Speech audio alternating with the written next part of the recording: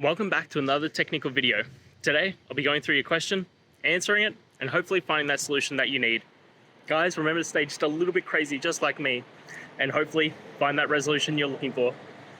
Now, let's continue on to the video.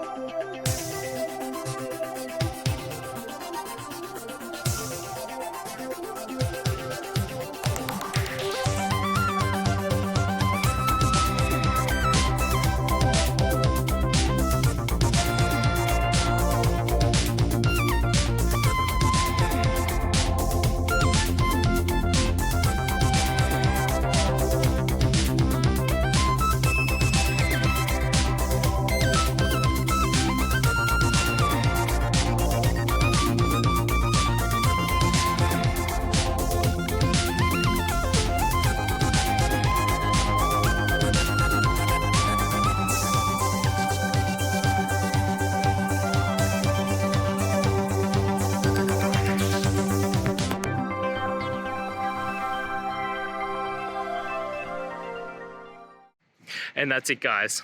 I hope the video has helped find you to that resolution and you're able to get through your problem.